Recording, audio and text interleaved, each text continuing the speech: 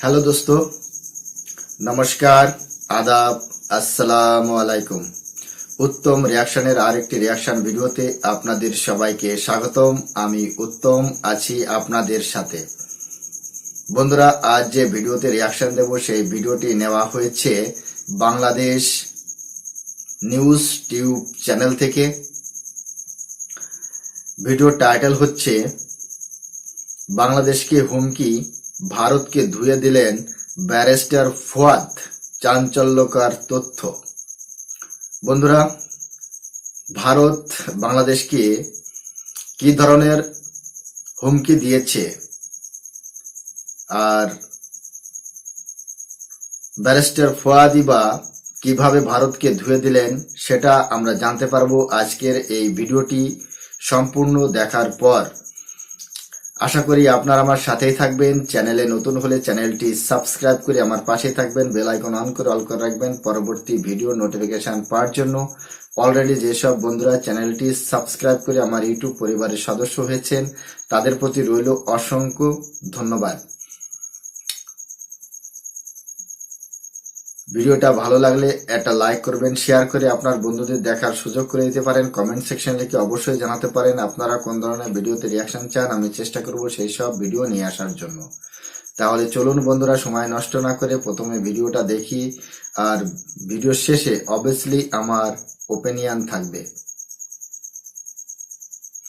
Original video link আমার ডিসক্রিপশনে mention করা থাকবে। আপনারা চাইলে চ্যানেলটি ভিজিট করতে পারেন এবং চ্যানেলের ভিডিওগুলো অবশ্যই দেখতে পারেন।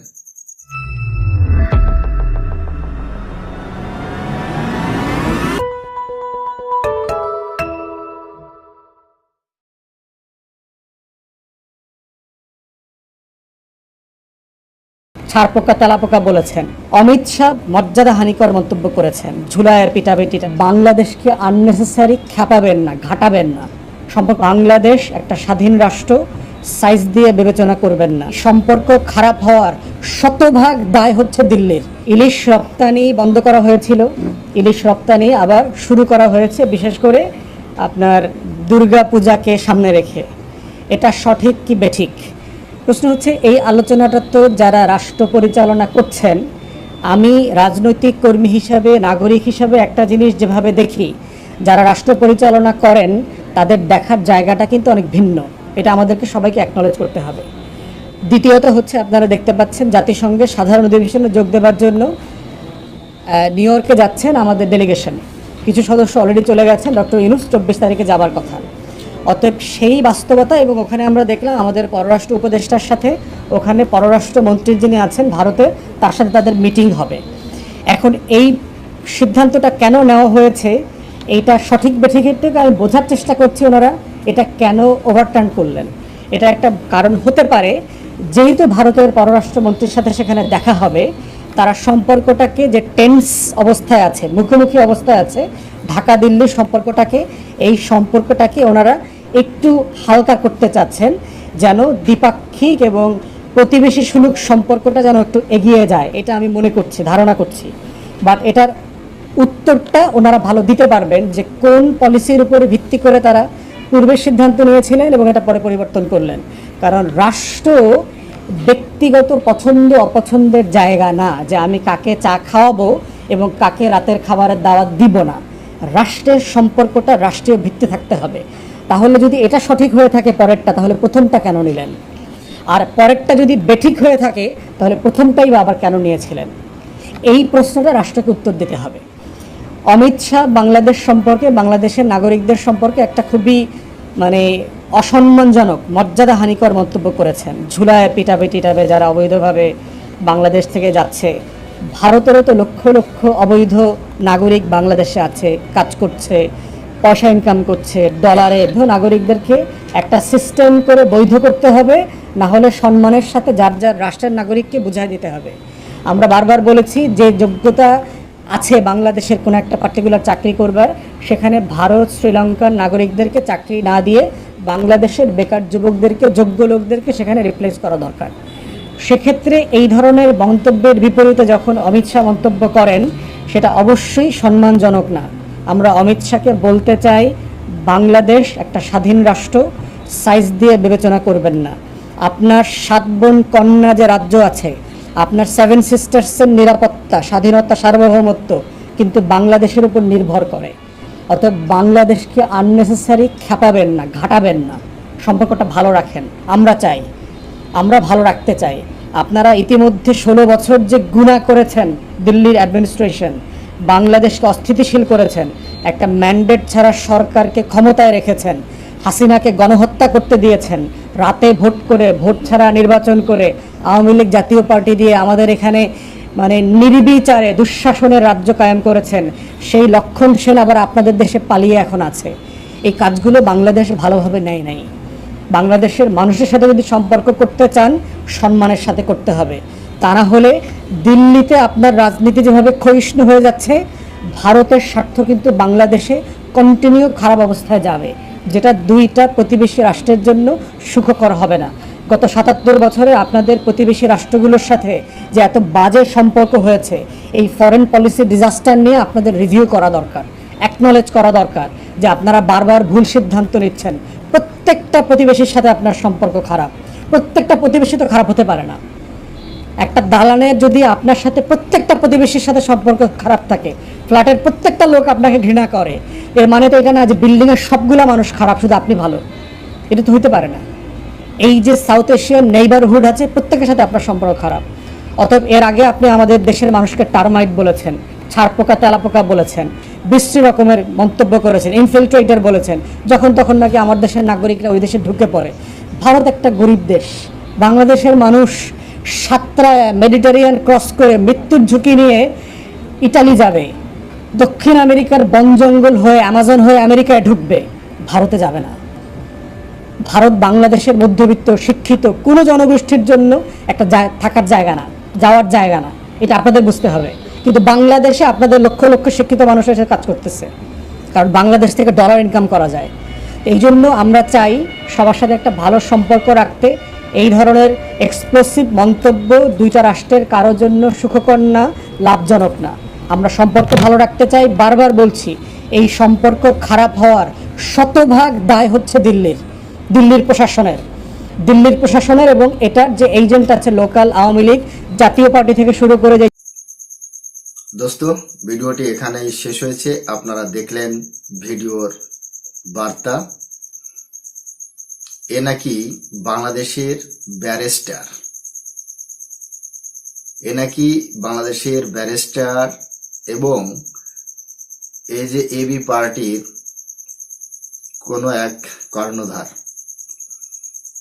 আসলে দোস্ত, বাংলাদেশে যে শিক্ষিত মানুষ নেই, বা একটা বাক্য আছে, অল্প শিক্ষিত ভয়ঙ্কর, সেই শ্রেণীর ব্যক্তি হচ্ছে এই টাকলা ব্যারিস্টার। আমি একে অনেক কিছুই বলতে পারি, এই অনেকগুলো পয়েন্ট বলেছে। বাংলাদেশের নাগরিক ভারতে যে অবৈধভাবে ঢুকছে সেটা কিন্তু এরা স্বীকার করছে না। এরা নাকি ইটালিতে যেতে চায়, এরা মেরিডিয়ান সি সাঁতার কেটে এরা আমেরিকায় ঢুকতে চায়।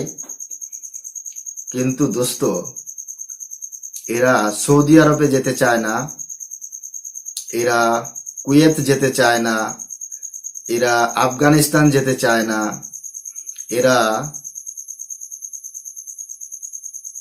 লেবানন যেতে চায় না, প্যালেস্টাইন যেতে চায় না। এরা ইটালি, জার্মানি, ইংল্যান্ড, আমেরিকা, মানে নন মুসলিম কান্ট্রি যেখানেই আছে না কেন, সেই সব দেশগুলিতে এরা ঢুকতে চায়।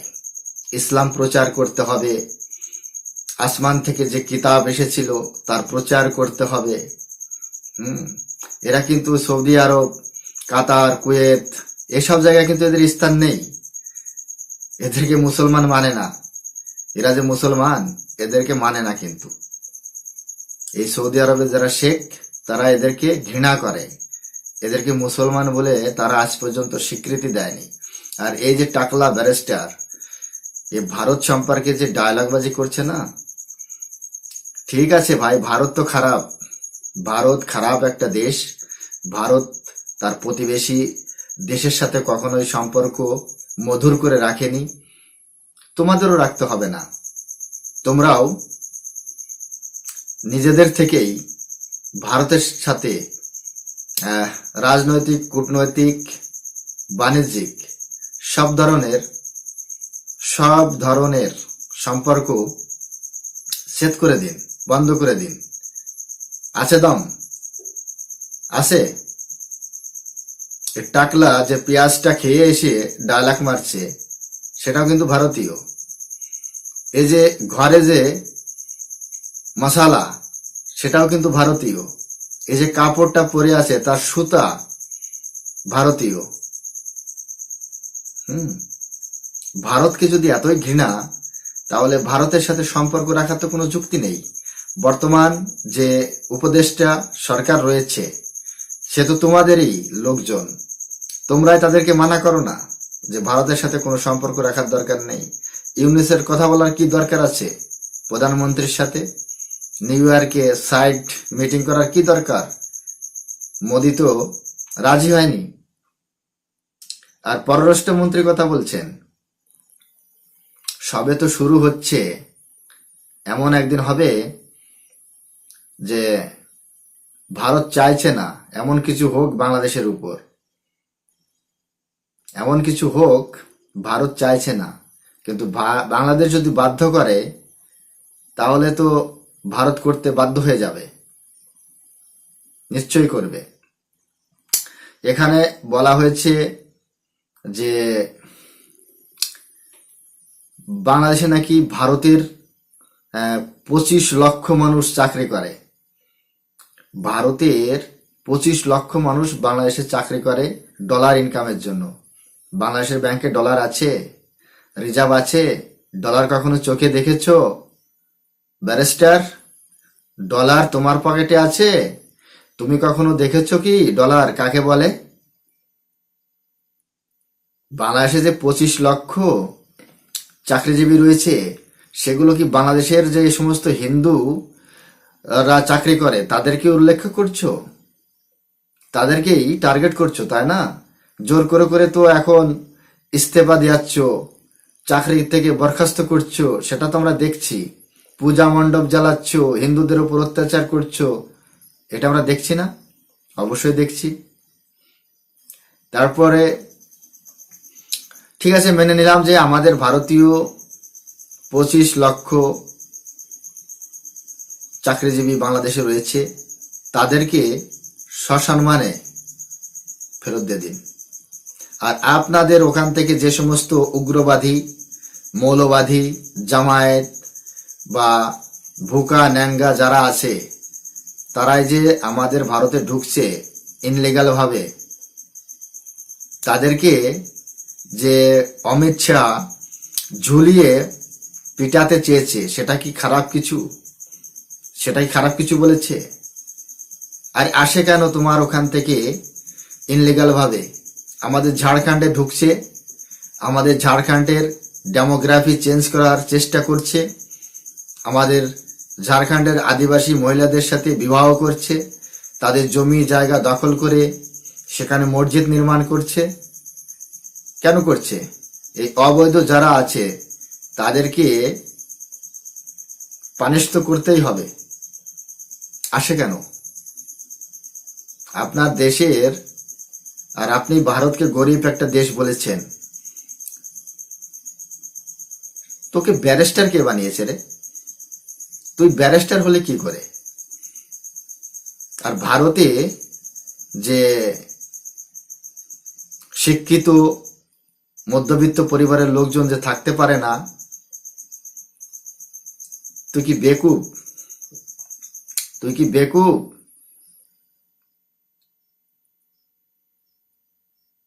ভারত থাকার মতো জায়গা না, বাংলাদেশ থাকার মতো জায়গা, যেখানে লুঙ্গি বাহিনী আয়ে দিন রাস্তায় এসে ভাঙচুর করছে। আরে তোদের যে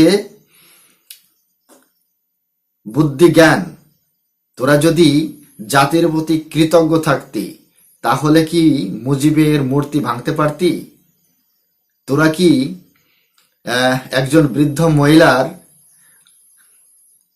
আন্ডার গার্মেন্টস নিয়ে দাঁত বের করতে পারতি? তোরা তো শিক্ষিত।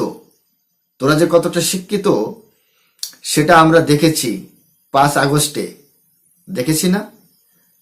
দেশের প্রধানমন্ত্রীর আন্ডার গার্মেন্টস নিয়ে দাঁত বের করে করে ভিডিও করছিস, পোস্ট করছিস, এটাই তোদের শিক্ষা। ভারতে কোনো শিক্ষিত মানুষ থাকতে পারে না। তোদের মতো জঙ্গিদের স্থান ভারত না, এটা মাথায় রাখিস।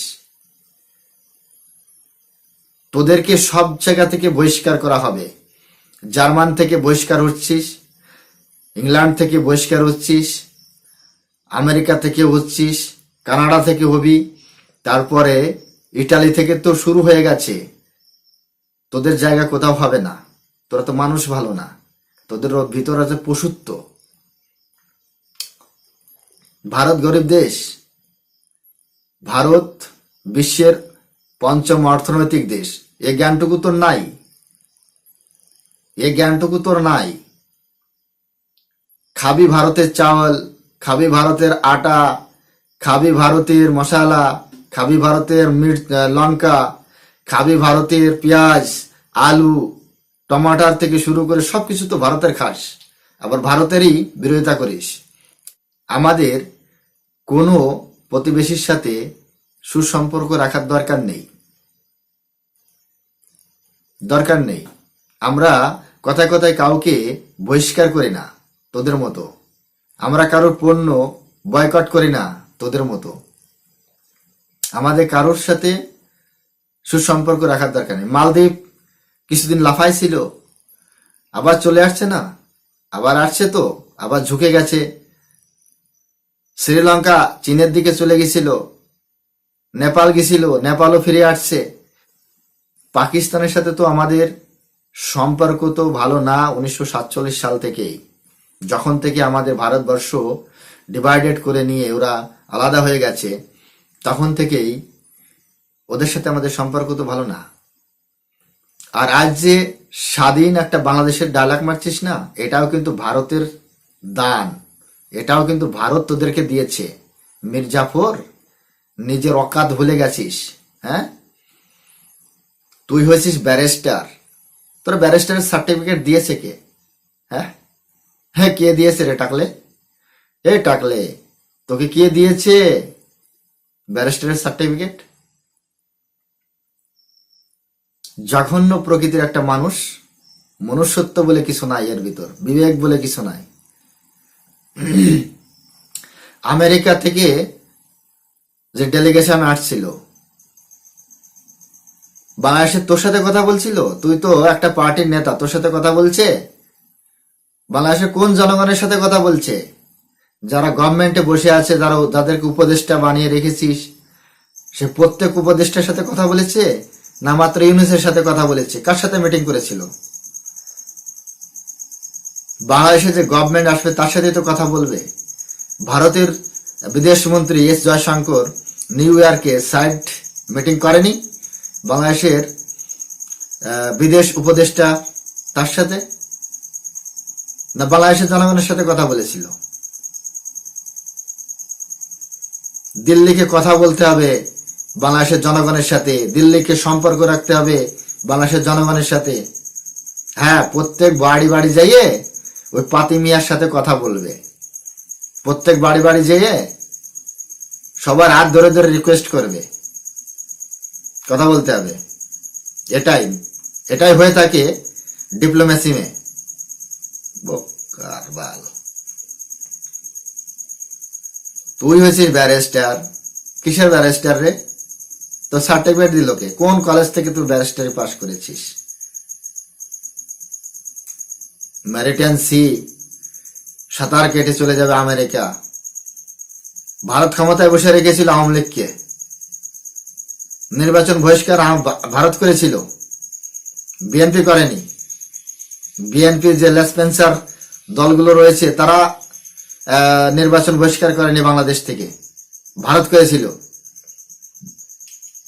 ভারত যাই ওখানে নির্বাচন করিয়েছে, ভারতের সেনা ছিল ওখানে, ভারতের পুলিশ ছিল ওখানে। হ্যাঁ, নির্বাচন বহিষ্কার করবে বিএনপি, দোষ হবে ভারতের। ভারতের ভোটার গিয়েছিল আওয়ামী লীগকে ভোট দেওয়ার জন্য। কত বড় বেকুব!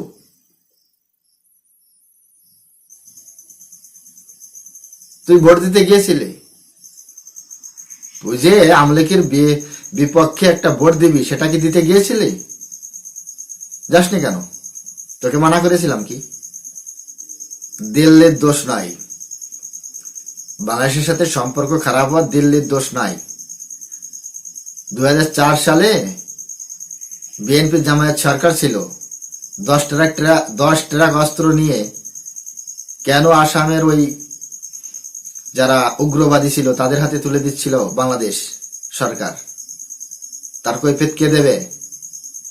তার জবাবটা কে দেবে? আর সেভেন সিস্টার নিয়ে তোমার মাথা কামানোর দরকার নেই। মাথায় এমনিতেই তো চুল নেই, আর যে কটা আছে সে কটাও কিন্তু চলে যাবে যদি সেভেন সিস্টার নিয়ে মাথা ঘামাও। তো ওগুলো বাঁচিয়ে রাখো। যদি সার্জিক্যাল স্ট্রাইক না করতে চাও, যদি বাংলাদেশের কিছু অংশ ভারতের ভিতর অন্তর্ভুক্ত না করাতে চাও, তাহলে সেভেন সিস্টার করে লাভ নেই। বাংলাদেশের অশিক্ষিত মাদ্রাসার ছাত্র তারা সেভেন সিস্টার নিয়ে চিল্লাচ্ছে।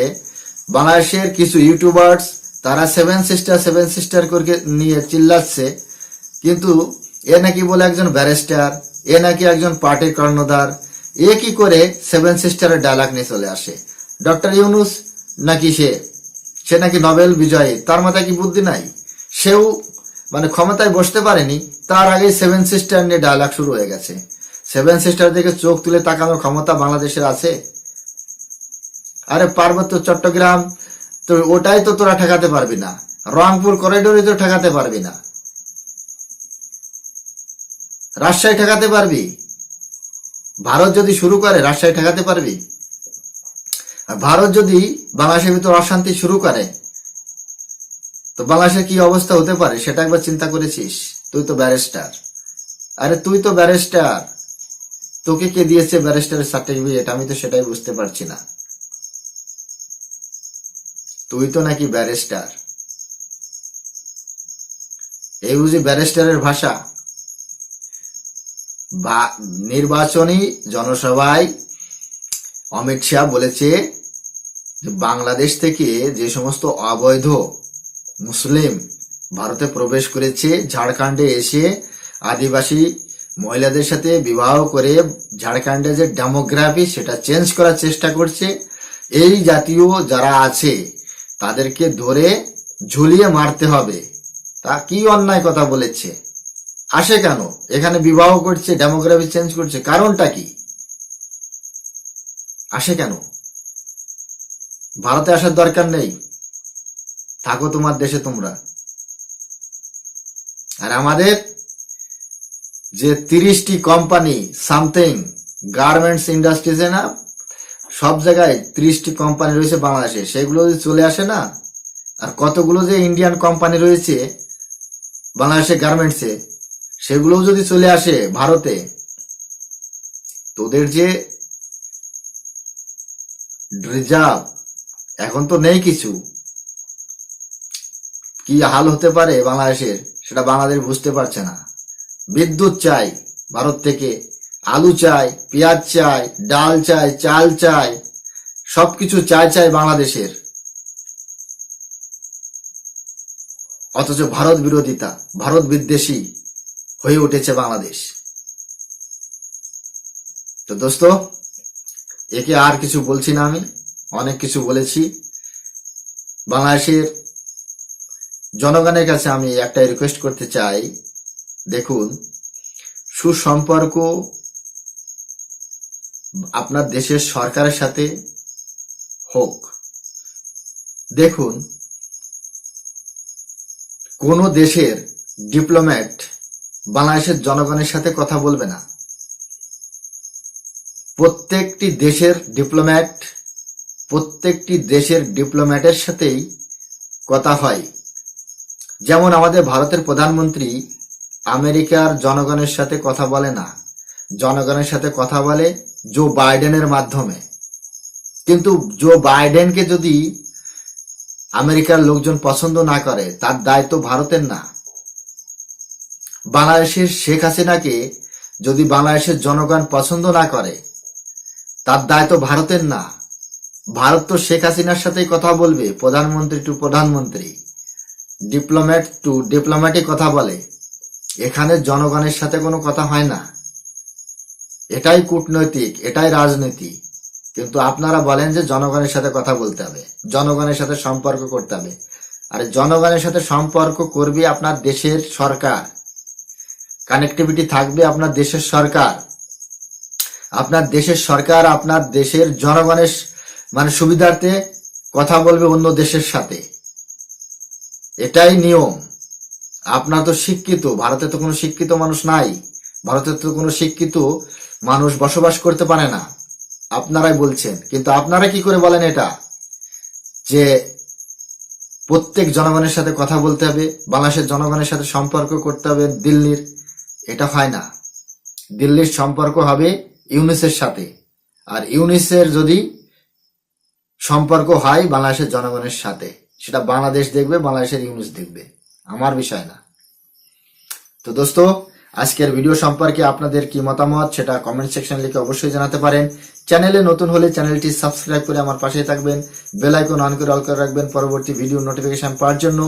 অলরেডি যেসব বন্ধুরা চ্যানেলটি সাবস্ক্রাইব করে আমার ইউটিউব পরিবারের সদস্য হয়েছেন, তাদের প্রতি রইল অসংখ্য ধন্যবাদ। সবাই ভালো থাকবেন, সুস্থ থাকবেন। দেখা হচ্ছে নেক্সট রিয়াকশন ভিডিওতে। ততক্ষণ সবাইকে নমস্কার।